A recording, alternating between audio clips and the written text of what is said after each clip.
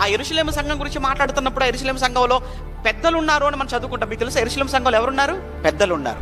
ఈరోజు ఏ సంఘాన్ని చూడండి, ఎంత పెద్ద సంఘమైనా ఆ సంఘంలో ఒక్క పెద్ద లేడు. ఎన్ని సంఘాలైనా ఉండనివ్వండి, ఏ ఒక్క సంఘంలో కూడా ఒక్క పెద్దకు ఉండవలసిన అర్హతలు సంపాదించుకోలేకపోతున్నాం మీరు. ఎందుకంటే సంఘ పెద్దలకు కొన్ని అర్హతలు బైబిల్లో చెప్పింది కదా. ఈరోజు మనం ఏంటంటే ఏదో వయసులో పెద్దవాడు కదా, ఏదో పెద్దని మనం పిలుస్తున్నాం తప్ప బైబిల్లో ఉన్న పెద్ద కాదేనా.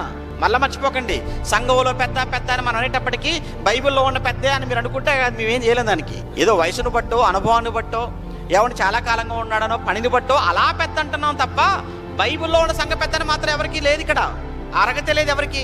పెద్దలకు ఉండే అర్హతలు సుమారుగా 20-21 ఉంటాయి. మీరు తీతు పత్రిక కానీ తిమోతి పత్రిక అని చదివినప్పుడు సంఘ పెద్దలకు, అధ్యక్షులకు ఉండాల్సిన అర్హతలు చెప్తాడు చూసారా.